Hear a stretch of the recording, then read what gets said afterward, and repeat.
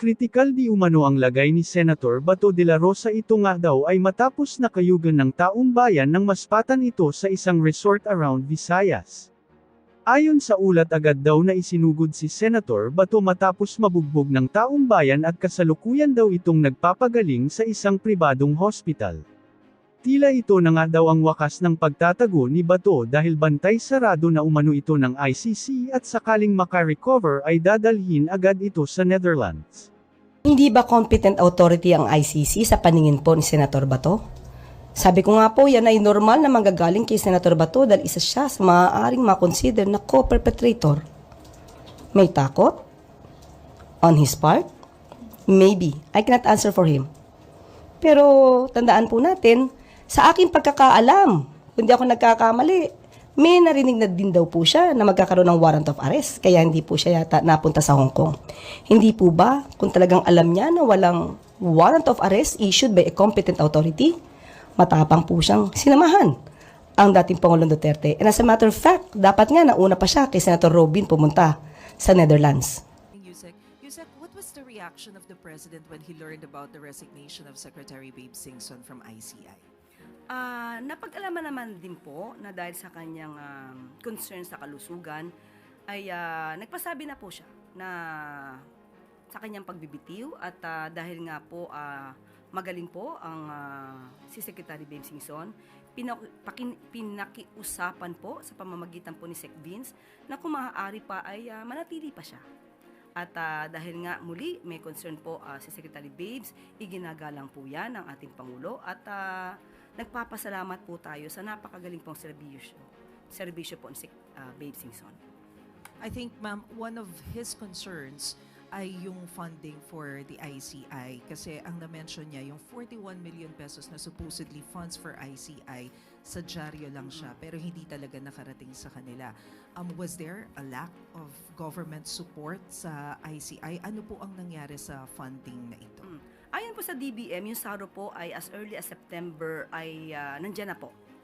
Ang natatangi lamang po siguro nagkaroon ng konting delay ay yung pag-implement po or pagsasagawa po ng MDC at yung modified disbursement system. At ngayon po ay maitatanong po natin, yung pondo po ay nasa kanila na. Ang kagabi, nagsalita rin po si Mayor Magalong. Sabi niya, nung time niya, nagpalawal din siya ng 30,000 pesos from his own pocket. Hindi na rin daw naibalik yun. And he also mentioned na he heard that one of the members of ICI is also planning to resign to follow the footsteps of Secretary Singson.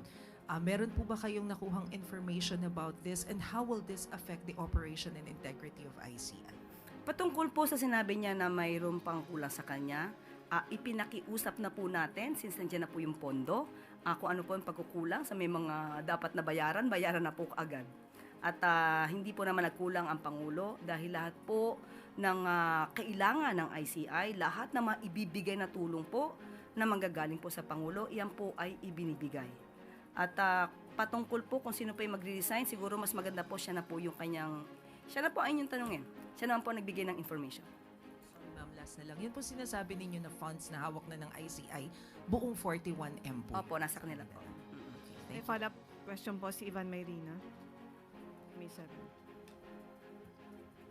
Yusek, good morning. Mismong si Secretary Singson po ang nagsabi na kulang sa ngipin, kulang sa kapangyarihan ng ICI at sa ngayon may mga pending measures in Congress na layong lumikha ng mas pinalakas at mas may kapangyarihang ICI, although ibang it goes in a different name. Ano ho ang tugon ng Pangulo sa mga panawagang i-certify niya as urgent itong mga panukalang ito? Sa pag-aalam natin ay tapos na po yata. At sa Senado ay third reading na po yata. So, hintayin na lang po natin kung ano po yung kanilang versions. At kapag po ito nabasa naman ng Pangulo, ay tignan po natin. Pero does the President support the idea na kailangan natin ng mas malakas, mas makapangyarihang entity that will investigate corruption in infrastructure projects? Ang lahat naman po ng institusyon na mayroon pong power to investigate, lahat po dapat ay malakas. Meron po silang kapangyarihan. Pero sa ito po kasing isinagawa na ICI, Independent Commission, ito po ay batay lang po sa EO 94. At alam po natin na ang purpose nito ay to maging fact-finding commission. Hindi po para magbigay ng penalty sa hindi a-attend. At ito po ay tulong lamang makapag-concentrate para maimbestigahan, makapag-gather ng documents, facts, data, para po matulungan yung ombudsman o yung DOJ. So, yun po talaga ang pinaka-purpose ng ICI. Ma'am, kanina po sa panayam sa isa sa aming programa, sinabi ni Ombudsman Remulla na ang direksyon po ay bubuwagin na rin ang ICI at ang Ombudsman na ang magte-take charge. Do you have any information to that effect? Sa ngayon, hindi po ako makakasagot patungkol po dyan at hindi pa po rin namin pag-uusapan patungkol po dyan. But since nga po, nandyan naman din po ang ombudsman at napaka-active din po nila patungkol po sa usapin ng mga anomalyang flood control projects, maaari pong maging ganun. Pero as of now, wala pa po tayong pinakadetalye o anumang update patungkol dyan. Sunod na tanong mula kay Ivy Reyes, Bilyonaryo. Hi, good morning, Yusek. There's a complaint filed before the Ombudsman against Secretary Ted Herbosa over his alleged close ties with a pharmaceutical company, and the complaint concerns possible backdoor influence that no other bidder can enjoy except for that one pharma. Has this reached the President? And considering that this is just one of the 3 other complaints filed against SecTed, does he still enjoy the President's trust? Ngayon po, mai-assume natin na he still enjoys the trust of the President. Tingnan po natin kung ito pa'y na-receive na po ng ombudsman at hayaan po natin ang ombudsman na mag-imbestiga po dito. Ma'am, on another issue, former Justice Antonio Carpio says the Executive Secretary and former DOF Chief Recto's move to transfer trust fund from PhilHealth and PDIC would constitute technical malversation over a unique provision authorized in the 2024 GAA, transferring fund balance from those 2 GOCCs. Under the Constitution daw po kasi only the President can transfer savings and that these trust funds should only be used solely for their purpose. So for PhilHealth, dapat for PhilHealth purposes lang daw po. Nabanggit naman din po ni Justice Carpio ang patungkol sa provision na ito mula sa GAA 2024. At yun lamang po ay sinunod ng DOF at to sweep the idle funds from the GOCCs. Ito naman po ay bago po ito naganap. Inaprubahan po ito ng OSG, Office of the Government Corporate Council, Governance Commission for GOCCs, COA, pati po ang PhilHealth Board. So, sumunod lamang po ang DOF sa pinag-uutos ng, na naaayon po in line with the GAA 2024. Ma'am, just to follow up, ang sabi po ni Justice Carpio, it's undue delegation of authority. As a lawyer yourself, what do you think po? Muli, sumusunod lamang po sa batas. Kung meron man ang constitutional dito, tingnan po natin kung yung provision mismo sa GAA 2024 ay magiging issue. Sunod na tanong mula kay Alvin Baltasar, Radyo Pilipinas. Yusek, good afternoon po. Good morning. Yusek, may inaasahan po bang service recognition incentive ang mga empleyado ng gobyerno? And kailan po ito maibibigay? Ba't nakangiti si Alvin? Direktor na ka rin. Hintayin po natin yung EO. Para lang po sa kapanatagan ng mga government workers. Siguradong maibibigay po ba? Bago po ilabas yung EO? Basta may good news. Hintayin po natin yung EO. Maraming salamat po, Yusek. Thank you po. Alam mo na po.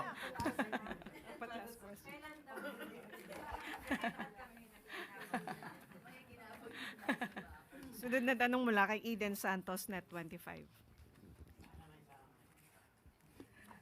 Good morning po, Yusek. Yusek, meron na po bang tugon ang kampo ni Vice President Sara Duterte dun po sa pahayag ng Pangulo na bukas siya sa dialogo sa Vice Presidente para sa pagkakaroon ng pagkakaisa sa bansa? Since ang Pangulo po ang nag-offer nito para maipakita yung kanyang sinseridad, yung kanyang pagiging seryoso, wala po ba siyang unang hakbang para mangyari po yung dialogo na ito? Pwedeng i-correct po natin. Wala po tayong sinabing nag-initiate. Ang Pangulo po, even before, ito po ay napag-usapan na sa isang podcast. Natatandaan niyo po ba yon nung tinanong ito ni Katuning? Ang Pangulo ay open sa lahat ng gustong makipagdialogo. Kahit sino na may concern at maaaring mapag-usapan, hindi lamang ang Vice Presidente, sa lahat, open ang Pangulo sa anumang discussion para po, for the unity sake, yun po yung ibig sabihin natin. So kung meron po pagpapahatid na mensahe ang Vice Presidente, siguro po si spokesperson na naman po niya ito dapat na itanong. Another topic lang po, reaksyon ng palasyo doon sa sinasabing parang credit grabber po ang Pangulo, doon po sa bukana bridge na inopen po, na sinasabi po niyang naaprubahan ng mga 2022 at 2018 pa daw po yon under the previous administration. Sino po ang bumabatikos? Sino po ang nagsabing credit grabber? Parang wala po tayong nadinig na ganun. Wala akong konteksto. So, kung hindi natin alam kung sino nagsabi at ito ay sa tabi-tabi lamang, hindi na po natin ito dapat pansinin pa muna. Dahil alam naman po natin, sa ngayon po, ang sinabi po na Bukana Bridge ay natapos po sa panahon ni Pangulong Marcos Jr. Sunod na tanong mula kay Gilbert Perdes, DWIZ. Good morning po, Yusek. Tinanggihan po ni Congressman Pulong Duterte yung imbitasyon po ng Independent Commission for Infrastructure ukol po sa investigasyon doon po sa flood control project sa Davao. Sa halip po ay inirekomenda ni Duterte na imbestigahan po ng ICI si Pangulong Marcos at ang unang pamilya po. Ano pong reaksyon ng palasyo po dito? May kasabihan tayo, buntot niya, hila niya. It means you are responsible for the consequences of your own acts. Marami na po mga mabatas na gumalang sa pagpapatawag ng ICI. Nagbigay ng kanilang mga response, ng kanilang mga nalalaman, at kung walang itinatago, di dapat magtago. Yun lang Okay po. po. Sunod na tanong mula kay Ivan Mayrina, GMA News. Yusek, tulad po na nabanggit nyo sa opening natin kanina, pinapakita po ng Pangulo ang kanyang pagpapahalaga at matatag na suporta sa kasundaluhan. Nagkakasunod-sunod po yung bisita niya sa mga kampo, ang anunsyo niya ng dagdag na base pay, subsistence allowance. Ang tanong po does the President feel the need to show this support to the military at this time? Hanggat may oras po ang Pangulo, hindi po ito dapat kino-question. Ang pagbisita sa ating mga kasundaluhan, sa mga uniformed personnel, ay nararapat lamang po bilang Commander-in-Chief. So wala po itong kinalaman kung merong mang issue ngayon, obligasyon po ng Pangulo na bisitahin sila. At ito po ay nagkataon lang na bukod po sa pagbisita yung mga anunsyo ng dagdag na benepisyo sa mga sundalo, nagkataon lang na ito po ay nangyayari sa panahong may mga panawagan for the military to withdraw support from the administration. Kung nararapat po silang bigyan na mas magandang ayuda, pagtulong, kailangan lang naman din po nating bigay dahil ang kanilang sakripisyo po sa bayan, buhay po ang nakataya sa kanila. Sunod na Thank you. tanong mula kay Katrina Domingo, ABS-CBN. Ma'am, on a related topic, still on the military, the Kilusang Mayo Uno is criticizing the timing and the intention of the Marcos Jr. administration in increasing the base pay of all military and uniformed personnel. In their own words, they said na kakaibang timing nga naman itaas bigla ang sweldo ng mga pasistang tropa ng Estado kung kailangan nasusukol ka na sa galit ng taong bayan sa sindikatong korupsyon. How does the palace explain to the public kung bakit po nag-implement ng base pay hike when talks of a possible military reset or ouster are rife in public? Ang pagkilala po sa mga kasundaluhan natin, hindi po ito nababatay kung ano po ang nangyayaring ingay ngayon. Mga political noise.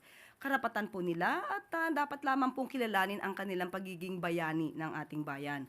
So sa mga ganyan mga usapin, mga negatibo na ibinibigay at pinupukol sa Pangulo, hindi po ito magpapatigil sa Pangulo para bigyan ng tulong ang ating mga kasundaluhan. Ma'am, the same group is also questioning bakit daw po mayroon ng daily subsistence increase for the military personnel. Merong increase sa base pay, pero yung mga ordinaryong manggagawa who underwent a process of a legislative wage hike, hindi pa rin daw po nag-grant yung hinihingi nilang 200 peso a regional wage increase. Hindi po yun sakop ng Pangulo.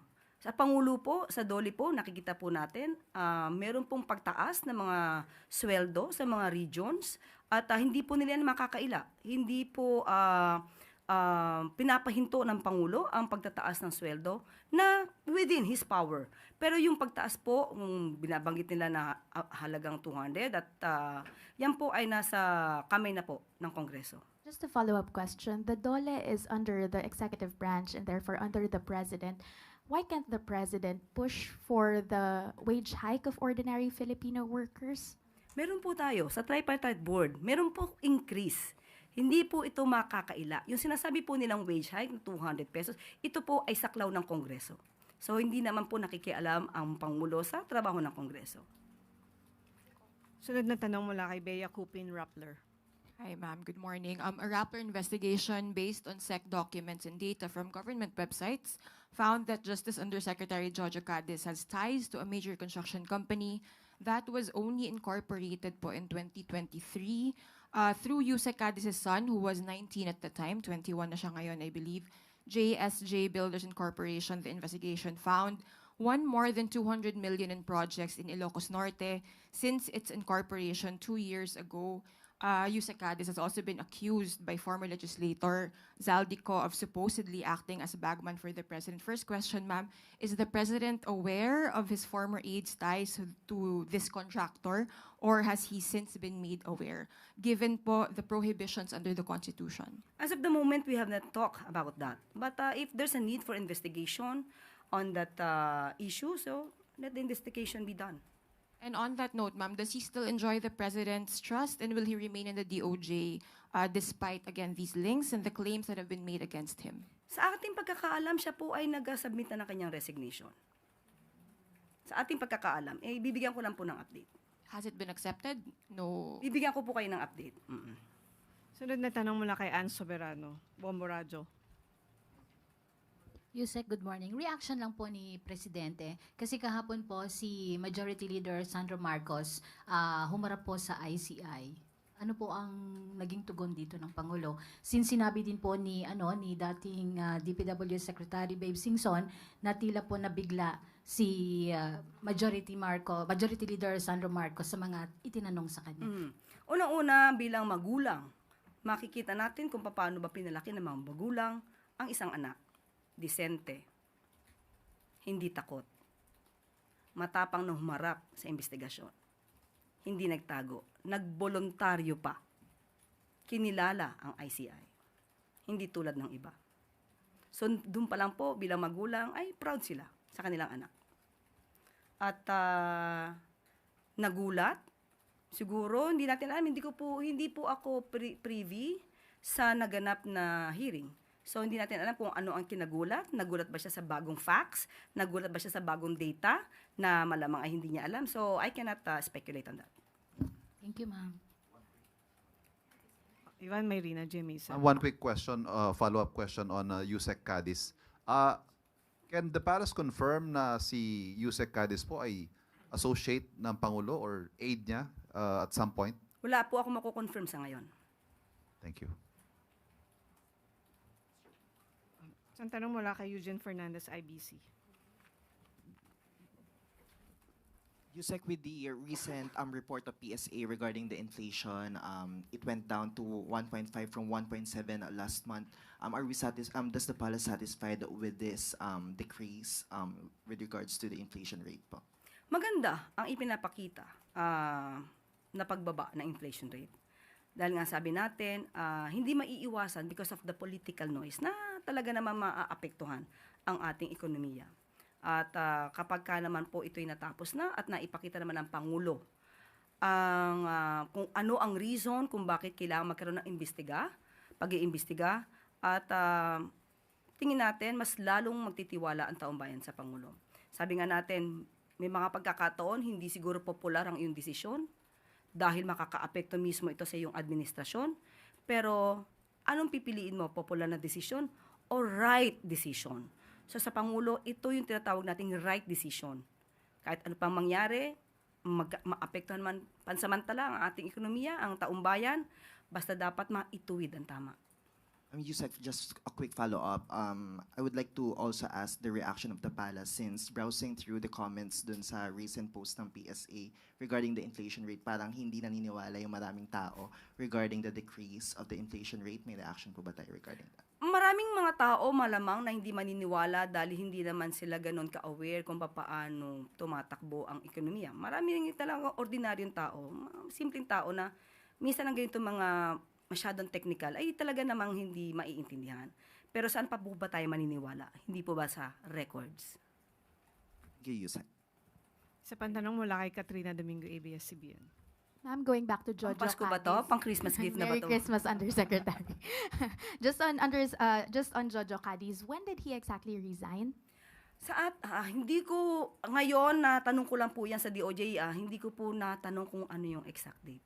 Okay. So, bibigyan ko po kayo ng pinaka-update. Okay. Ma'am, how does the palace respond to observations na yung mga officials close to the president or at least in the executive branch, nagre-resign lang po sila kapag naibabalita na or naisisiwalat na yung alleged involvement nila dito sa mga anomalies in government. Take for example, Jojo Cadiz na yung 19-year-old son apparently is the head of a construction firm na nanalo ng millions of pesos in government projects. Hindi ba dapat ikatuwa ng tao, ng taong bayan? Kung meron mang mga tao na kaalyado ng Pangulo at kapag ka na-involved, kahit wala pang desisyon o wala pa man judgment, ay umaalis, hindi po ba mas magandang tignan yon? Mas maganda po yon dahil ibig sabihin, hindi nagtotolerate ang Pangulo kung mayroon mang mga taong maaaring nasasangkot, although wala pang judgment. Hindi tulad ng mga nakaraan, kahit nandiyan na yung mga pangalan, nag-i-stay pa rin, kahit malaki na ang issue about sa corruption. Ma'am, but does the palace see a need to sift through its officials once more, considering that Jojo Cadiz has been there, the corporation of Jojo Cadiz's 19-year-old son has been there since 2023? Is there a need to, sift through, review again yung mga dealings and other ties of officials sitting in high-ranking positions in government? Katulad po niyan, kung sila ay nai-involve at alam nila na maaari sila masangkot kahit wala silang kasalanan. Paggalang ito sa Pangulo mismo nila, para sila muna ay umalis. Sila ay mag-resign. Paggalang ito sa taong bayan, paggalang ito sa Pangulo. So, alam nila ang gusto ng Pangulo. Dapat masawata ang korupsyon. Huling tanong mula kay Heidi Sampang, DZAS. Good morning, Yusek. Siguro po nabalitaan na rin po ng palasyo yung nakakasang kilos protesta next week po ng grupong Manibela, the Transport Group. So, meron po bang plano ang Pangulo na ipasilip po or silipin po niya yung mga concerns po ng transport group na ito like abuse daw po sa LTO, sa mga delay po ng release ng jeepney registration papers po nila? Opo, ipinag-utos naman po sa pamunuan po ng DOTR. Tignan po mabuti kung ano po ang hinaing ng grupo ng Manibela. So, kailangan po rin itong maresolba. Kung meron naman po talagang batayan ang kanilang reklamo, dapat po ito masolusyonan kaagad. Pero meron din po bang pakiusap ang Malacanang? Kasi plano rin po ng grupo na i-extend pa po kung more than 3 days pa yung kanilang kilos protesta. Kawawa naman po yung mga commuters natin, lalo na po ngayon holiday season. Opo, tayo na rin po mananawagan sa grupo ng Manibela. Alam naman po natin, Christmas season. Baka naman po pwedeng ipamasko nyo na. At mapag-usapan na lang po kung ano man yung mga hinaing nila. Pag-usapan po para ma-resolve agad. Thank you, Yusek. Thank you. Balik sa iyo, Yusek. Salamat.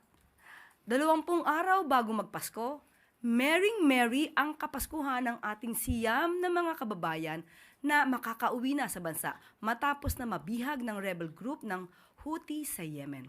Ayon kay Pangulong Ferdinand R. Marcos Jr., excited na ang pamahalaan na salubungin sa Pilipinas kasama ng kanilang mga mahal sa buhay ang siyam na marino na nailigtas mula sa lumubog na MV Eternity Sea sa Red Sea noong Hulyo. Lula ng MV Eternity Sea ang mga marino noong sila ay mabihag ng Houthi rebel group sa Yemen habang naglalayag sa Red Sea. Sa ngayon, sila po ay pauwi na sa Pilipinas.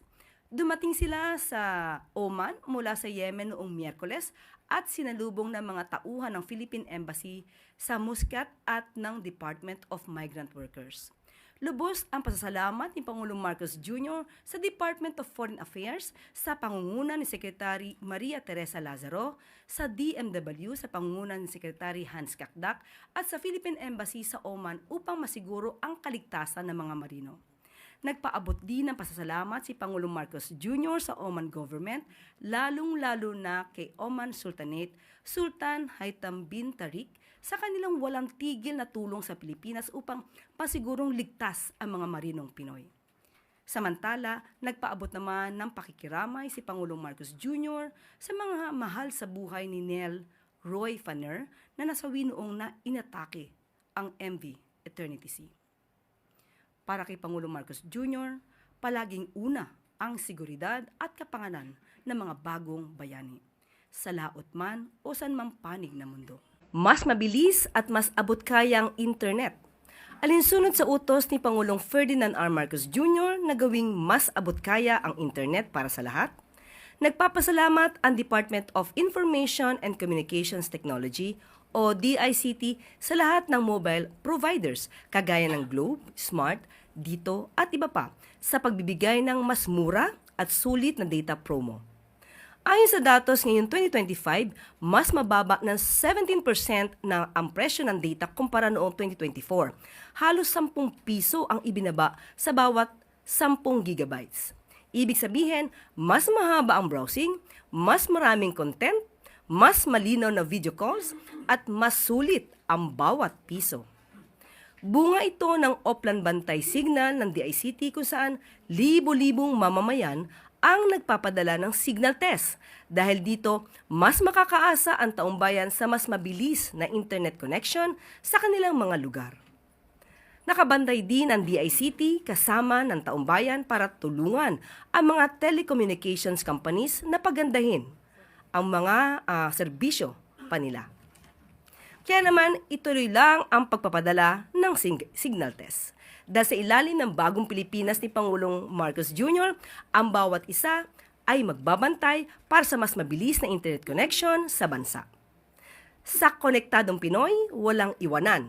Walang konektado, lahat ay konektado at mas mabilis ang serbisyo.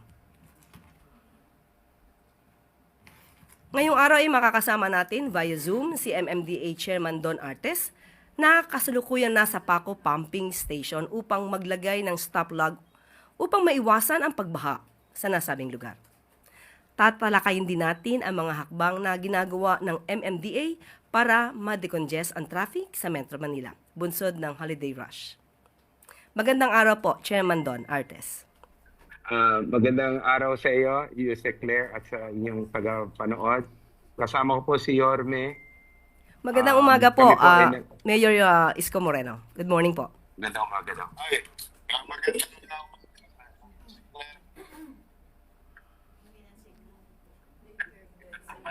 Mike.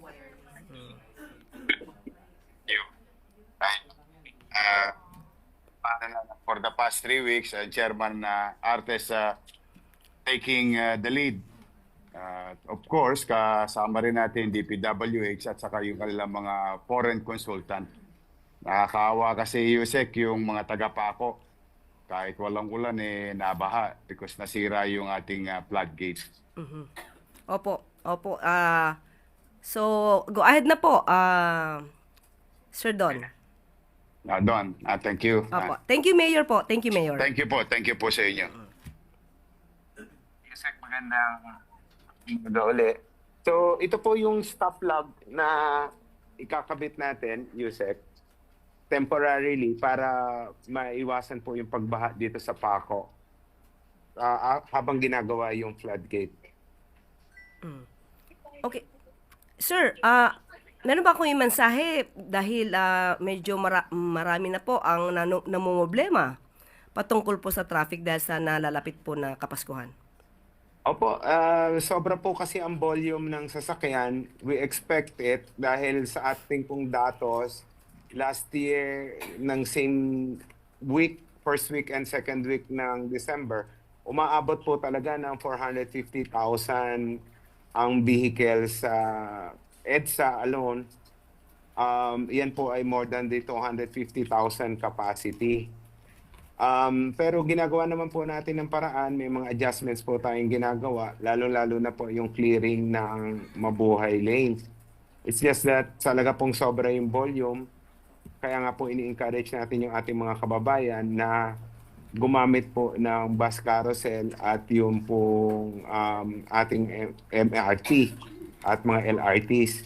Nakipag-coordinate na rin po tayo sa DOTR para i-extend po yung pong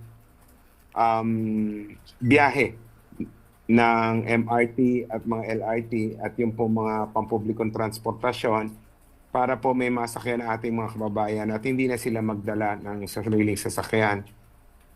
Yung sa nangyari naman po sa Marcos Highway, nagkasabay-sabay po yung sale doon po sa mga malls na outside ng jurisdiction ng MMDA. Kung nyo po matatandaan, pinagbabawal po natin ang mall sale dito po sa Kamaynilaan. So, yun po yung reason.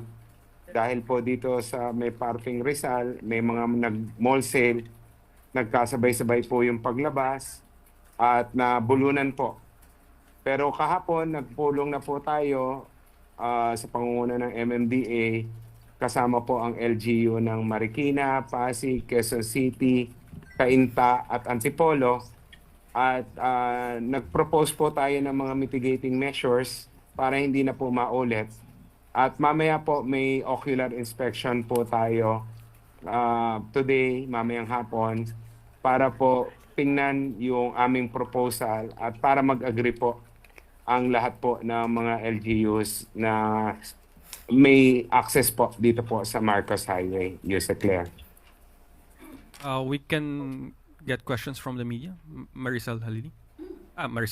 Marisol Mali, sorry, GMA 7.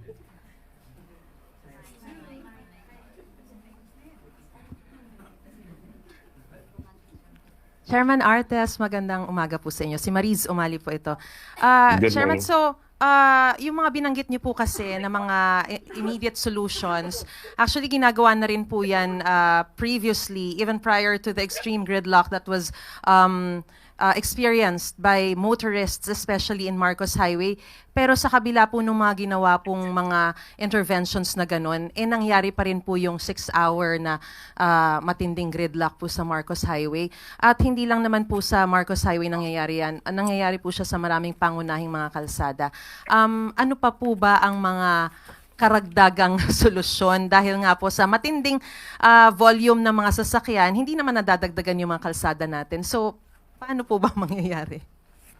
Well, yung mga interventions naman po natin ay tuloy-tuloy, like clearing ng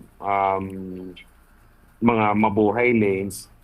Yung po sa Marcos Highway, nagkasabay-sabay po meron din po kasing operations ang DPWH regarding sa overweight na mga sasakyan na inirequest na po natin kay SecBins na magkaroon muna ng moratorium dahil nakakaharang din po at nagiging obstruction sa daan.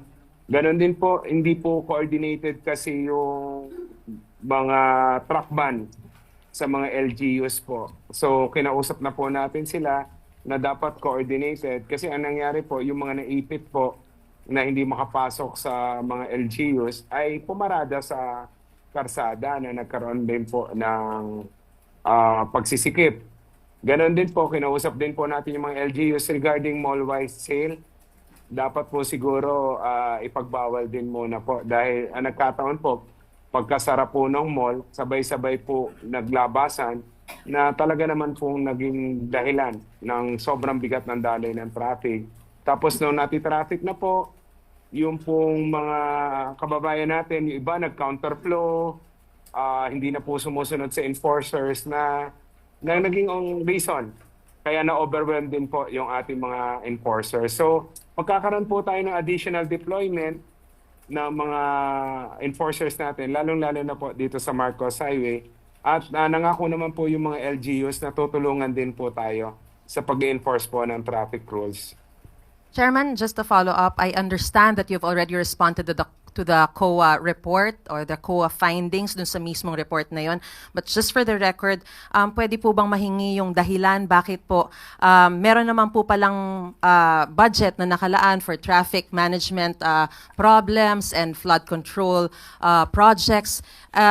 Pero ano po yung naging dahilan para sa mga delayed project implementation, procurement issues, at nagkaroon pa ng commitment fee na abot sa 37.4 million pesos na kailangan ibalik, no? Dahil nga dun sa na-incur ninyo na from 2018 to 2024 na hindi nagamit or hindi nagamit yung mga budget na yon para sa mga proyekto sa tamang oras, kaya kailangan i-commit ulit yung budget na yon. Ano yung yan pong project na yan ay yung Metro Manila Flood Management Project na funded po ng World Bank. Yan po pertains to minimization ng solid waste sa ating waterways. Inabot po kasi yan ng pandemic. Nasabi nyo nga po na ang period na covered niyan ay 2018 to 2024. So yung bulk po ng delay niyan happened because of the pandemic. Pero sa ngayon po nakaka-catch up na po tayo. In fact, satisfactory po ang rating na ibinigay sa atin ng World Bank.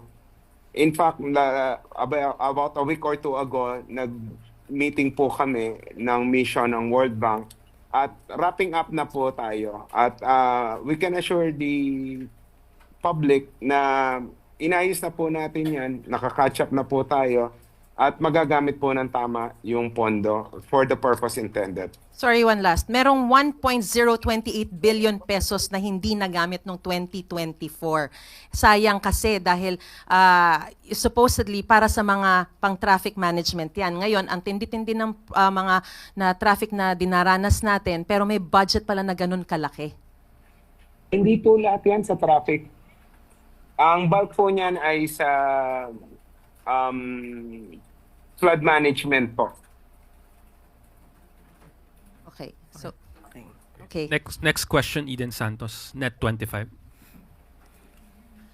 Chairman, good morning po. Bakit po yung mga mall owner ang parang sinisisi natin sa matinding traffic dahil sa kanilang mga mall sale? Na alam naman po natin na sa mga ganitong season lang sila nakakabawi sa kanilang operation expenses sa buong taon. At kung magpapatupad po tayo ng pagbabawal sa mall sale ng mga mall owners po, paano natin ito gagawin para po sumunod sila? Unang-una po, hindi naman po natin sinisisi ang mga mall owner. Ang sinasabi lang po natin, pinakikiusapan po natin sila na kung maaari ay huwag po mag-mall-wide sale dahil nga po nagkokos po talaga ng sobrang bigat na daloy ng traffic na na-experience po natin last Saturday dahil may mga malls po outside of NCR na along Marcos Highway na nag-mall-wide sale po. At nakita naman natin yung epekto. So yan po ay pakiusap natin sa mga mall owners na kanilang naman pong tinutugunan dahil alam din naman po nila na sobra po yung nagiging pagbigat ng daloy ng traffic pag meron pong mall-wide sale. So hindi naman po natin sinisisi. At kung yung sa commerce naman, hindi naman po natin pinagbabawal yung sale per se, per store. Ang pinagbabawal lang natin ay yung mall-wide sale na kabuuan po ng mall ay lahat po ng stores ay may sale. So hindi naman po yan nakaka-restrain ng trade. So at nag-agree po sila dyan dahil pag sobra rin po ang traffic, nawawala po yung foot traffic sa kanilang mga malls, ay nadi-discourage din po pag pumunta yung mga mamimili at nakakabawas din po sa sales nila. So hindi naman po natin sila sinisisi. Okay. Pero doon po sa sale kasi po rin ang hinihintay ng ating mga kababayan, ano, para makapamili po sila ng mas marami-rami doon sa kanilang budget, lalo na po kung 500 pesos lang para sa kanilang Noche Buena. Kung ibabawal po natin yung sale, baka hindi na rin sila makabili ng mas marami-rami. Again, uulitin ko po, hindi po namin pinagbabawal or pinakikiusap na ipagbawal yung sale. Ang sinasabi lang po namin, huwag sabay-sabay na buong mall ay sale. So on a per store basis, pwede pa rin pong mag-sale. Thank you. Any more questions? Tristan Nodalo, Newswatch PH. Hi, good morning, Chairman Artes. Sir, allow me to shift to a different topic lang po.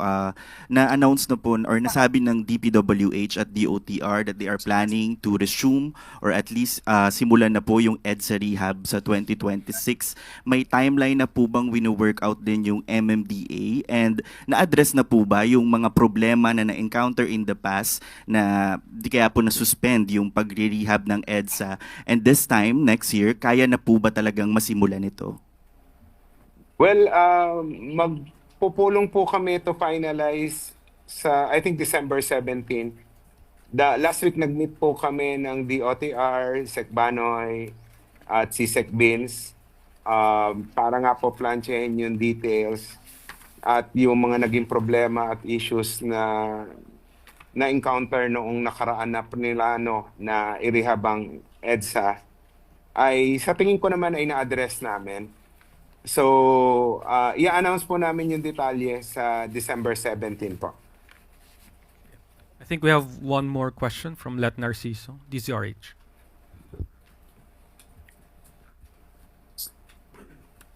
Chairman, balikan ko lang po ulit yung traffic. Kasi yung mga motorista nagrereklamo rin po na maging sa mga skyway ay traffic. So parang nagbabayad sila ng mahal tapos para sana makaiwas sa traffic pero pagdaan nila ng skyway, traffic pa rin. Nakipag-usap na po ba kayo sa mga operator at anong sabi nila? Well, DOTR po ang may jurisdiction dyan. Outside na po ng jurisdiction namin yung TRB at DOTR, particularly yung mga NLEX at SLEX. Pero again, we'll communicate po with DOTR para po ma-address din yung concern kasi nag-spill over din po yan sa major thoroughfares natin pag barado po ang SLEX at NLEX. That is the last question, Yusek. Thank you. Thank you very much, MMDA Chair Don Artes and also to Mayor Isko Moreno. Maraming salamat po. Thank you. At maaari na po akong tumanggap na inyong mga katanungan. First question from Let Narciso, DZRH. Good morning, Yusek. May ilang mambabatas po na hindi kontento, gaya ni na Representatives Leila de Lima at Chel Jokno, dun sa pakiusap lang ng Pangulo sa Kongreso na gawing prioridad yung ilang panukalang batas kabilang yung Anti-Political Dynasty Bill at Independent People's Commission. Ang katwiran nila, ma'am, kung sincero ang presidente at talagang gusto niyang maisabatas itong mga ito, bakit hindi sinertify as urgent? Ano pong sagot ng palasyo dito? Unang-una po, ito ay Congress at executive na priority bills. Alam po natin yan at nagbigay na po ng mensaheng Pangulo na ito ay unahin. At pag-aralang mabuti para maipasa kaagad. Malinaw ang mensahe ng Pangulo.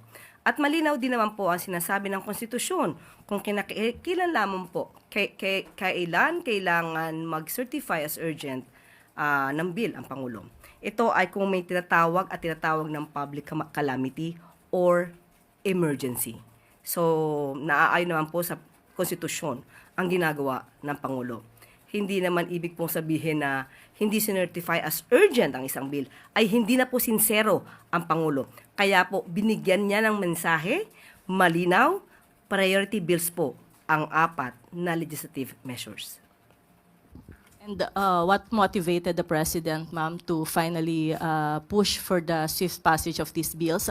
Naging factor po ba somehow yung galit ng publiko sa mga politiko, sa corruption sa gobyerno? Yung 4 na bills na pinag-uusapan natin? Unang-una po, naiiba na po yung political landscape. Nakikita natin na mayroong mga umaabuso na politiko, may nagpapaikot ng batas. Public demands a fairer system. Ang nais ng Pangulo, mas lumakas ang kapangyarihan ng taumbayan at hindi nang iilang pang abusong politiko. Nais ng Pangulo na ang taumbayan ay makapamili ng liderato ng naaayon sa merito at hindi sa apelido. Next question, Ana Felicia Bajo, GMA News Online. Morning, ma'am. Ma'am, what prompted the president to support the anti-dynasty bill, given that when he was still a presidential aspirant, he said that there is nothing wrong with political dynasties? Ma'am, let me just read what he mentioned in January 2022. Why would you make political dynasty illegal? Paano kung yon ang gusto ng tao? The perception is political dynasty is bad, which is not the case. You are targeting a very specific group in society. Ang politika naman is all about performance. If you're worried about dynasties, then take everybody to an election.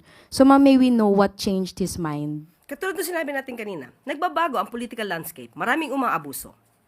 At tama naman ang Pangulo, ang kapangyarihan ng pagboto ay nasa kamay ng taong bayan. Pero dahil dito, may mga naaabuso, nais ng Pangulo na ipabatid sa taong bayan na kayo ay may choice. Choice na naaayon sa merito, hindi lamang dahil pare-pareho ng apelido. Ma'am, quick follow-up lang po. How does the president define dynasty? And what are the provisions does he intend to see in the measure? And confident ba, ma'am, yung Palace na this bill will be pushed in both chambers of Congress, given na we know for a fact that some lawmakers actually hail from dynasties? Kaya nga ang bilin ng Pangulo, aralin tong mabuti para maging tama ang definition ng dynasty. Thank you, ma'am. Next question, Tristan Nodalo, Newswatch. Good morning, Yusek. Lumabas din po kamakailan, from former presidential spokesperson Harry Roque, and sabi rin po ng lawyer ni Senator Bato de la Rosa ay may information po sila about an ICC warrant against Senator Ronald de la Rosa. If it truly exists, is the palace prepared to enforce it, and how? Kung meron silang alam, di ipagbigay alam nila sa lahat. Sa ngayon ay wala pa pong kumpirmasyon kung mayroong natanggap na paabiso patungkol sa existing warrant of arrest. Sa ating pagkakaalam, even the ICC could not confirm the issuance of the said warrant of arrest. So, hintayin na lamang po natin kung talagang magkakaroon ng issuance ng warrant of arrest ang ICC. But follow-up lang po, this early on, you have Senator Robin Padilla saying publicly giving advice to Senator De La Rosa that he should never surrender to a foreign power. Does Malacanang see this as encouraging to non-cooperation? And ano pong mensahe nyo kay Senator De La Rosa who has been absent rin sa Senate for quite some time? Ang mensaheng ganyan ay nagpapakita lang ng mga taong ayaw sumunod sa batas. Kapag ka po naman may valid warrant of arrest, alam naman natin kung anong dapat gawin. Hindi po dapat ina-advise na magtago at hayaang pulis na lamang ang humanap sa kanila dahil trabaho nila to. Mas magandang ibigay natin na advice ay sumunod sa batas. At kung payo natin kay Senator Bato, hindi po ako ang kanyang lawyer. Next question, Chloe Hofana, Business World. Hi, Yusek. Regarding lang po sa General Appropriations Bill for next year's budget, will the President certify this as urgent given his historically he certified the bill as urgent? Hindi ngayon. Hindi. Ngayon. Hindi. And that's for a fact, Yusek. Dahil patapos naman na sila at sa ating pagkakaalam, bago magpasko ay isusumitin nila yung enrolled copy ng GAB. In other matters, Yusek, yesterday, the peso hit an all-time low of 59.22 against the US dollar, and just this morning, it touched 59.25. Analysts say this is due to a strong US dollar and a weak local confidence.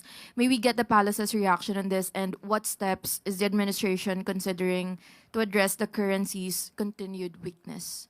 Opo, we are working with the BSP and the economic team. At bukas po ay magkakaroon po sila ng meeting. So bukas maaari ko po kayo bigyan ng update. Quick follow-up lang po. Does the administration worry that the peso's weakness will further stoke inflation, especially with the holiday season approaching? Tignan po natin. Malamang ay matatalakay ito bukas. Next question, Janelle Maribok, UNTV. Magandang umaga po, Yusek. Pinakakasuhan na po si Atong Ang ukol dito sa missing sabongeros. Ano po masasabi ng palasyo dito dahil sa mga nakalipas, nagsalita rin po ang Pangulo ukol dito? Ang nais naman lagi ng Pangulo ay dapat kung magsasampa ng kaso, ito'y naaayon sa ebidensya. Ayaw niya po ng agarang pag-iimbestiga tapos walang ebidensya dahil kawawa naman din po ang mga inosenteng tao. Kaya muli, sinasabi natin, hindi katulad ng iba, ang Pangulo po ay nais na puro ebidensya ang gamitin. Hindi madalian. Pero paano natin maialis yung pangamba pa rin ng ilan na baka magkaroon ng special treatment dito sa kaso ni Ang? On whose part? Special treatment. DOJ ay kay Ang. On the part of the DOJ, meron po silang resolution mismo. Resolution nagpapakita ng prima facie evidence na merong reasonable certainty of conviction. So, nasa kamay na po ito ng korte. So, special treatment for the court? We cannot say that. We cannot speculate on that. Thank you. Thank you. Next question, Eden Santos, Net 25.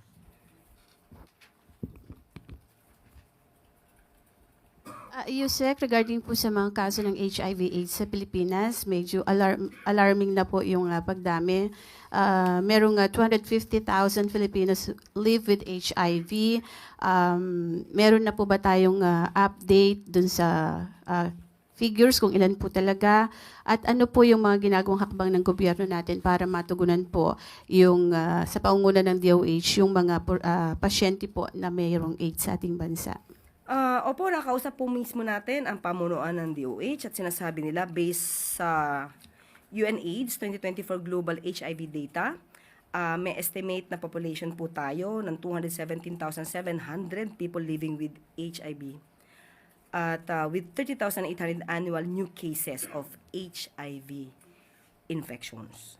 So sa ngayon po ay pinapalawak po ng DOH ang testing sa lahat ng mga bukas centers at pinapapasok na rin po sa bawat primary care facility sa pamamagitan ng pagrepaso ng yakap para ito'y maisama itong ating mga kababayan na living with HIV. At ang DOH na rin po ang bumibili ng pre-exposure prophylaxis na nakakatulong sa pagpigil ng paghawa. Sa bahagi po ng Calabar Zone, mataas po ang mga kaso ng HIV. May we know kung meron pong nabanggit na dahilan ng DOH, bakit po doon nakakapagtala ng mataas na kaso po? Alam naman natin po ang top 3 regions, no? At kung bakit nagiging prevalent or lumalaganap ito. Ang una pa rin po, ang reason ay yung sexual contact. So, siguro mas maganda po talaga na mas malalim na pagbibigay informasyon sa mga publiko ang maaari lang sapitin kapag hindi sila responsable sa kanilang mga aksyon. Follow-up question from Maris Umali, GMA 7.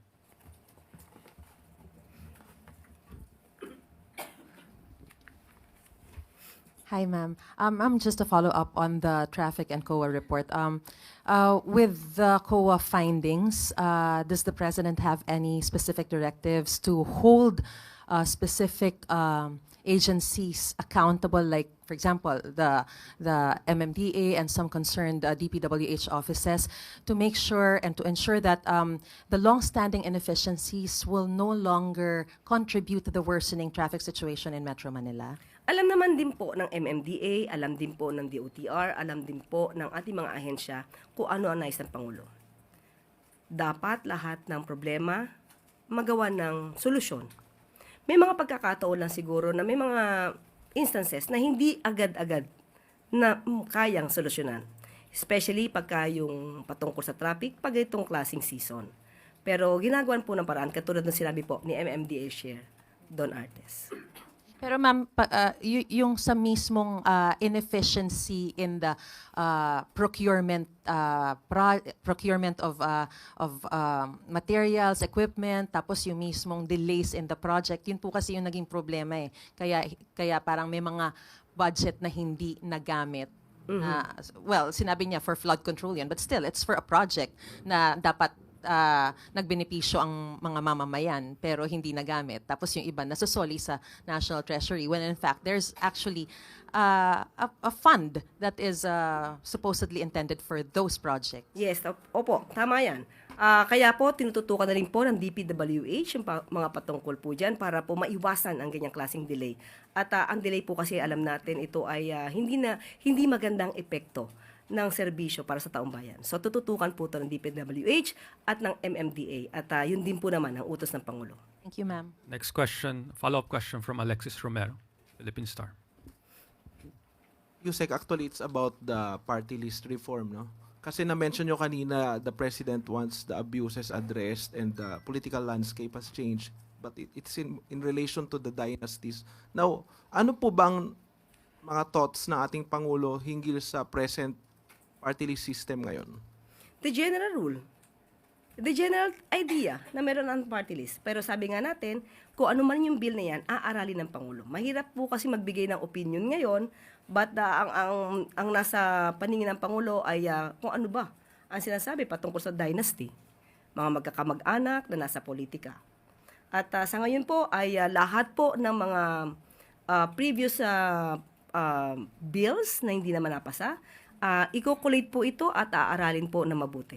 Ano po kaya yung mga particular concerns ng Pangulo hinggil sa kasalukuyang party list system kaya nagtulak sa kanya na hingiin sa Kongreso na i-prioritize yung reforms doon sa party list law? Marami kasi talaga umaabuso. Instead na marginalized sector ang talagang naiboboto, nagagamit na ibang mga abusong politiko. Salamat po. Next question, Sam Medinilla, Business Mirror. Ay, good morning, ma'am.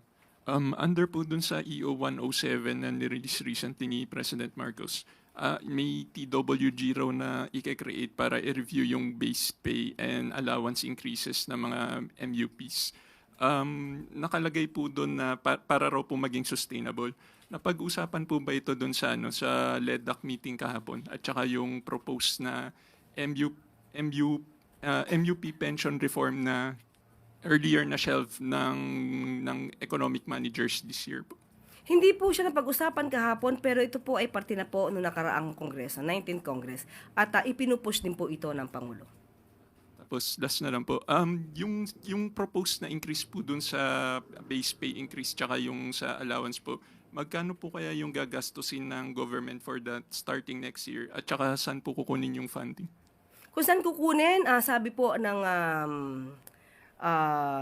DOF, at ng OES at DBM, ito po ay meron na po na nakalaan para sa 2026 budget. Bali, magkano po kaya? Sa ngayon po, wala tayong pinaka-details kung magkano, pero nakalaan po ito. Hihingin ko po ang pinaka-detalye kung magkano sa kanila. I-clarify ko lang, kasi di ba na recently lang po na mention ni President tong increase na to. Pero yung parang yung deliberations po doon sa 2026 budget, parang nagdaan na rin po siya. Nasa final phases na po ngayon. So, paano po siya na-include dun sa... Kasi po yun ang nais ng Pangulo even before. So, talaga po na pinalano po ito. Thank you po. Next question, Maricel Halili, TV5. Magandang umaga po, Yusek. Yusek, may we have your thoughts about the new travel request of Congressman Pulong Duterte? So, he requested na makapag-travel for 2 months in 17 countries. Your thoughts on that? Nais niya biyahe. May pera siya. Gawin niya yung pera niya. Sabi niya, 17 countries, nasa kanya po yun. At kailangan din siguro malaman ng constituents niya na siya ay nasa ibang bansa at nasa bakasyon ng halos more than 2 months. So, wala tayong masasabi kung yan ang nais niya. But since it's a personal travel, he is not required to report to his constituent. Ganun po ba yun? Do you find this concerning in a way? Dapat malaman ng mga constituents niya dahil more than 2 months siya mawawala. Kahit na hindi po siya official travel. Kahit hindi siya official travel. Kasi lahat ng public servant dapat nagsisilbi sa bayan. At kung magbabakasyon ng mahigit 2 buwan, hindi natin alam kung paano niya i-explain ito sa kanyang constituents. Well, anyway, meron siya. Alam niya naman po ang kanyang ginagawa. Thank you, Yusek. Follow-up question from Chloe Ofana, Business World. Yusek, pasensya na. Ibang topic po. May we just get the Palace's reaction on the 3-month high unemployment rate po, which is not Which is weird kasi po ngayong holiday season dapat mas mataas po ang employment rate pero nakikita po natin na bumaba po siya hitting 3-month high. Sa ngayon, hihingin po natin ang opinion ng DOLE. Wala pa po sa atin na ibigay na anumang update tungkol dyan. Next question, Ivy Reyes, Billionario. Hi, ma'am. Good morning. Ma'am, with the President prioritizing the Independent People's Commission Act, does the ICI still have the President's confidence? Yes, still. Wala pa naman po yung batas eh. At tiwala po ang Pangulo sa mga ginagawa po ng ICI. So kahit po na-mention na po ni Ombudsman Boying Remulla na posibleng ma-dissolve at kahit na sinabi ni former Commissioner Rogelio Babe Singson na walang pangal yung ICI, Malacanang still confident? Walang pangil in a way dahil walang contempt powers. Yes po, and the budget issues before. May budget na po. Nasa kanila po yung budget. At yung printer, even before may photocopier, heavy duty. Hindi lang po siguro napansin ni ating mahal na Secretary Babe Singson. Well, anyway, walang pangil. Hindi po naman ito gagawin ng ating Pangulo kung walang pangil. Yes, oo, wala silang contempt powers because katulad ng sinabi natin, hindi ito ang purpose na isinagawa itong Independent Fact-Finding Commission, kundi mag-gather lamang ng mga documents, data, evidence, na maitutulong kapag nais na isampa ang isang kaso sa DOJ o sa Ombudsman. At marami na po ang nasampahan, marami na rin po ang na-freeze ang assets, so hindi po natin masasabi na walang naging pangil ang ICI. Next question, Alvin Baltasar, Radyo Pilipinas. Yusek, good morning. Doon sa Independent People's Commission na gustong i-prioritize ni Pangulo, di ba natin nakikita na baka magkaroon ng duplication, redundancy since meron naman tayong ombudsman? And ano ba pagkakaiba nito doon sa function ng ombudsman, Yusek? Actually, napag-usapan yan kahapon at nagbigay ng opinion ng ating Pangulo. Natignan lamang kung hindi magkakaroon ng duplication of work. At especially with the ombudsman. At wag magamit na weapon, ma-weaponize ito sa pamumulitika. At yun ang tingin natin na aaralin mabuti ng ating mga mababatas na hindi magkaroon ng duplication of work or magkaroon ng overlapping ng jurisdiction between this IPC and the Ombudsman. Last question, Kathy Valente, Manila Times. Yes, good morning, Yusek. Yusek, can you confirm reports that Education Secretary Sani Angara and the ICT Secretary Henry Aguda are on their way out? And how's the performance evaluation po ng ating mga cabinet? Denied po, dahil kahapon lamang po ay kasama namin sila sa LEDAC meeting. At nagbigay din po sila ng kanilang mga proyekto sa private meeting with the President. So, we denied. Okay, isa pa ma'am, follow-up lang. What does the President think about the performance of his cabinet this year despite yung sunod-sunod na pagbitiw ng kanyang mga cabinet following yung mga allegations sa corruption related sa flood control? So, paano po marirate ng Pangulong ating cabinet this year? Sa ngayon, nakikita po ng Pangulo na ang kanyang mga cabinet secretaries ay nagtatrabaho. Nakita naman natin, sunod-sunod ang kalamidad, sunod-sunod ang bagyo, pero nandiyan pa rin po at nakakatulong tayo sa ating mga kababayan. So, kontento po ang ating Pangulo sa lahat ng kanyang mga cabinet secretaries at habang nananatili sila dyan, nandiyan pa rin po ang tiwala ng ating Pangulo sa kanila.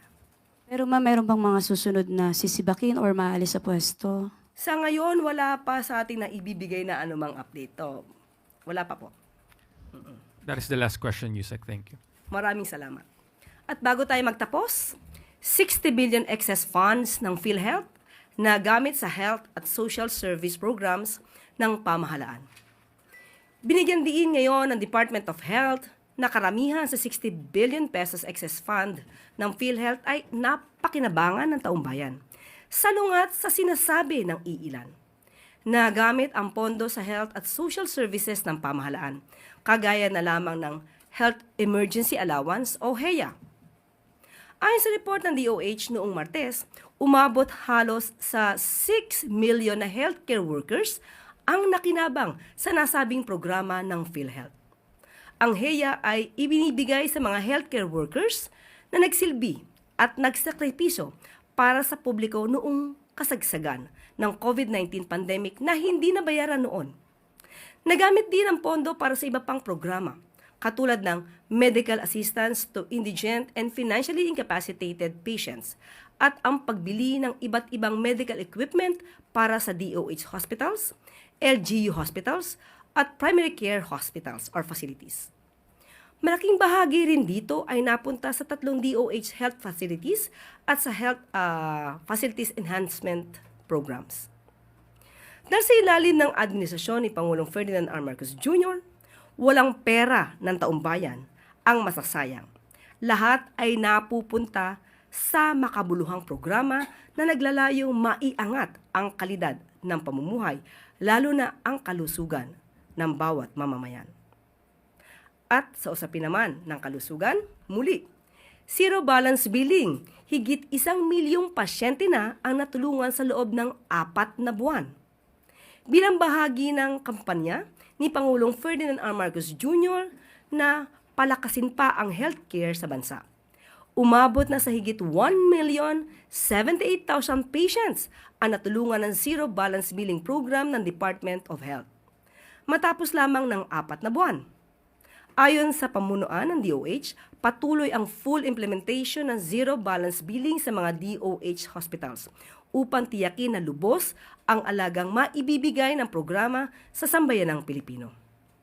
Makakaasa ang mga kababayan natin na mananatiling abot kamay ang maayos na kalidad na serbisyo ng mga pampublikong hospital at libre ang pagpapagamot para sa mga lubos na nangangailangan na mga kababayan natin.